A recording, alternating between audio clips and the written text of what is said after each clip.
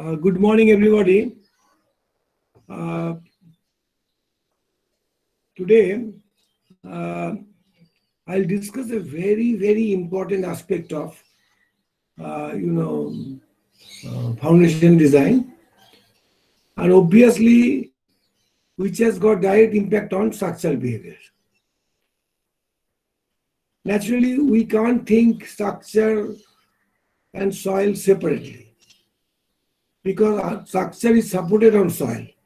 So if there is any damage to takes place in soil, that ultimately affects the structure. I mean, structure may collapse also due to the damage took place in soil. So soil is very important to us, right? Because your superstructure may be designed, properly, but if you don't give sufficient attention to the substructure, that means the foundation, then what will happen? That the foundation, the soil, etc. will collapse, and ultimately the building will collapse. So these are the things, you keep it in your mind. Then you will be able to understand the why this liquefaction potential assessment of soil is so important. Now, in this regard, I must tell you one thing, that for a long time, people used to discuss about liquefaction, but the code never adopted, this IS 1890 or any other code, never adopted this kind of liquefaction potential assessment. And in 2016, they have suggested a few methods, and now even in the industry it is compulsory, because it is in the code now. So when you are submitting a soil report, or when you are designing a particular structure based on a soil report, you have to be very careful whether the liquefaction potential assessment of soil is done or not. If it is done, then accordingly the bearing capacity, safe bearing capacity, or your pile capacity, all those things are accordingly assessed or not. So these are the very important aspects, right? Now, you see, when you are talking about all these things, I must tell you that your this IS code recommendation, it is based on a simplified method. What my point? That means the research on liquefaction started in early 70s, or even slightly before that, because we are getting different papers during that period also. But it is so complicated, or it is very difficult to really assess the liquefaction potential, that the code ultimately accepted after a long time, and with the note that if you want to examine your soil in a deeper way, and if you make some conclusion which are very important, then you can consider that. So what I mean to say, that even now there is a huge scope of research, huge scope of modification. Got my point? So that you have to keep in your mind, because you will be in the profession for next 40 to 50 years. So if you really want to do something or contribute something, and if you choose one of your fields, this particular subject means liquefaction of soil, yes, you can do it. There is a lot of scope. It is not yet fully developed, right? Now, the question comes, why it is not moving? So you see, the causes of damage to structures during earthquake is due to occurrence of liquefaction in saturated sand deposits. That means not only sand, it may be sandy clay, or it means the quantities of sand is more. Sand dominates, right? If the clay is more, then there is no problem. But if there is a combination of sand and silt, yes, there is a definitely, you have to be very careful about liquefaction, right? So that is why saturated sand deposit, not only sand deposit, means sandy soil. Liquefaction occurs in saturated soil in which the space between individual particles is filled with water. That you all know. In any soil media, between the particles, this always it is filled up with water. During an earthquake, seismic wave, travels vertically under undrained condition, right? Poor water has no time to move out. That you can easily understand. It's an undrained condition. So how the poor water will be able to move out, right? This is the situation. In saturated soil, the seismic energy increases in pore water pressure, and consequently, the effective stress decreases, right? Earthquake shaking increases the water pressure to the point at which the soil particle can readily remove with respect to one another. Got my point? This is the most basic way of describing the phenomena. Now, as a result, what is happening? Loss of shear strength, loss of skin friction, which is very important for piles, right? And the soil behaves like a fluid. Okay, so this phenomena is known as liquefaction, right? Now you see, these are the things very important, and you can even go through a subject, soil dynamics, right? Now you see, just think about a pond, and if you just throw a stone in the middle of the pond, what will happen? The wave will generate, right? Similar kind of things happens in case of earthquake, right? And in the vicinity of the that particular point where you have thrown the stone, like if you compare it earthquake as the epicenter, then the immediately nearby that particular place will be affected a lot. I mean, it will be affected to a great extent, and slowly the effect will be will reduce. So that you all know, but this particular seismic wave, when it is passing through the soil media, different soil media. It is not that only sand or sandy clay or clay. It is passing to different, kinds of soil. How it is traveling? What is the physics behind it?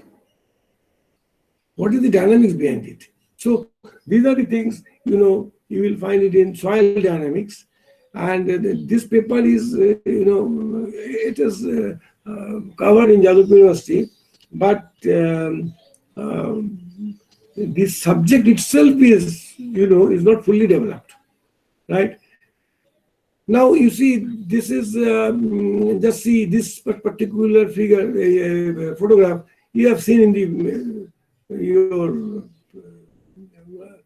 internet. This is very common. 1964, the buildings collapsed like this. Something, it has tilted, then it is bodily went inside the soil. This is like this. So different kinds of things. But it is happening maybe under a particular building. Okay, maybe these buildings are not affected. These buildings are not affected to that extent. So it is not that it will always happen in a big area. Even in a small area, it may happen, and whatever the buildings are there or any structure is there, that will be, affected to a great extent. Even, in this case, it is collapsed, right? So, these are the things. Sometimes happens that here it is like this, right? This kind of collapse took place because of liquefaction, right? Now you see, roads are, cracked huge. There's a huge crack in the roads because of liquefaction. Bridge collapsed. Maybe, this piers are shifted or, settled, and that due to that, this collapse took place, right? Now you see that if you want to just, discuss this thing with the two lines, then what is that? That these are the particles. Particles means it may be sand plus silt, like that, okay? But basically sand is soil. And these interparticle gaps are filled up with pore water, basically water. During earthquake, the saturated sand is vibrated, and as a result, the particles tend to come close to each other. So if the water goes away, naturally it will be like this, right? And the pore pressure, water pressure increases, and hence the effective stress decreases. And due to this entire phenomena, ultimately what will happen, that the bearing capacity of the soil will decrease, or if there is a pile, something is happening at a particular level, similar kind of thing, then the skin friction will be not only, I must not say zero, but it will reduce to a great extent, right? Now you think about this kind of thing. Before earthquake, suppose before earthquake, this is the pavement, this is the sediment layer, and this is the water saturated granular layer, okay? Like this, okay? Loosely packed grains and pore spaces are filled up with water. Now, during earthquake, when earthquake occurs, then what happened? It is just coming out like this. And ultimately, it is affecting the pavement. Though pavement is very good, but due to the huge pressure from the bottom, right, ultimately, it may come out. And if it is happening, then the whole thing will settle. This is one of the types of liquefaction. There are different types of liquefaction. So basically, the way I explained to you, that is happening. Now this is basically the factors, right, which are affecting the liquefaction. That is grain size distribution, soil type, obviously. We should be basically sandy soil, the relative density, earthquake loading characteristics. Because earthquake loading is basically depends that whether that place is very close to epicenter or not, depending on the magnitude of earthquake. So that is why, this loading characteristic is very important. Then vertical effective stress and over-consolidation. Age and origin of soils. Degree of saturation. Thickness of sand layer. Sand layer means sandy soil layer. Not sand only, sandy soil layer. Now, you see, when sand, predominantly sand. So, all these points, don't think that everything is resolved. Don't think that people have done research and solved everything. No, not at all. So people have to think more about it, and ultimately they should resolve to a particular conclusion. They should come to a particular point and say, yes, now we can codify it, and then only the industry people will get it, and the subject will be discussed in detail and included in the design process. That should be our aim. Now, sand boils quicksand condition. You all know quicksand condition, and this is happening. Toe failure, lateral spread, ground oscillation, loss of bearing capacity, buoyant rise of buried structures, ground settlement, failure of retaining walls. There are many. This may be a long list. But I'm just giving you something, telling you something so that you can have some idea, right? Now you see this kind of failure took place.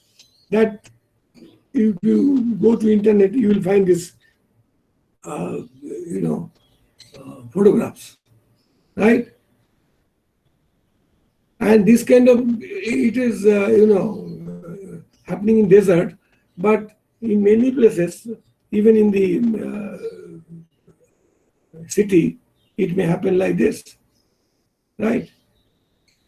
So keep this thing in your mind, the sand boils, right? Now you see that the loss of strength is associated with increased input pressure, and the softening of soil occurs during liquefaction. That already I told you. And because of that, it will lose its shear strength. That means actually the bearing capacity, right? Leading to large settlement or tilting of structures. This is the thing. Either it will bodily just settle, whole structure is, just as a whole settling down, or maybe like this, tilting may occur. Both are dangerous. If it is like this, then also we don't like it. If it is like this, then immediate collapse may take place. Immediately, here collapse may not take place immediately, depending on the foundation type. If it is raft, then it is different. It will not collapse immediately. But even if it is raft and it tilted, then it may collapse. Got my point? It may collapse. So that we have seen from those photographs, which I have shown you. Now you see, due to this, the difficulties in obtaining the you can say undisturbed samples, because sand, the more sand means it is difficult to get undisturbed soil. That those who actually spend some time in the industry, they know that when we are collecting the sample, if there is sand, it is difficult to get the undisturbed sand soil, soil sample, which we can go for triaxial test, some other test. It is not always very easy, right? But unless we know the soil property fully, then it is not really possible to evaluate the liquefaction potential. That is very important. So now we know something about it, but I think that more research is required and many things have to be added, and how we can go for other testing. Yes, there are different other testings are also made from which this liquefaction and potential assessment is done. And that also I'll mention. And in 71 seat and IDRIS, they actually propose some simplified method. And then this simplified method is they modified in 79. After that, in 96 also there is a report came out from this NSF, National Science Foundation of USA. So, and many experts, they published papers in this particular journal during that period, and workshops took place. But around 2000,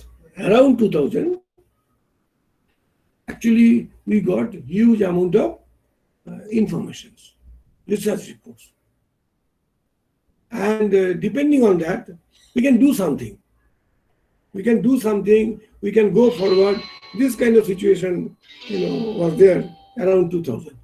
But after that, everything depends on the, speed of the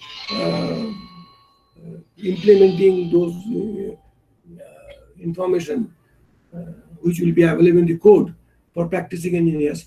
That varies from country to country. So that ultimately happened in our country in 2016, right? Now, in our code, based on those reports, basically, because you have to confess that, what are the important reports available at that particular time, and the code committee assessed those reports, and researchers, they have given their opinion, and ultimately in 2016 is part 1, they have proposed a very simplified method, right, for assessment of liquefaction potential. And these methods are based on either standard penetration test SPT value, or cone penetration test CPT value, or shear wave velocity value. That means in one method, they have only considered SPT value and they have assessed the liquefaction potential. Another method is given where they have considered CPT value and they have assessed it. And another, method available in the IS 1893, shear velocity method, right? So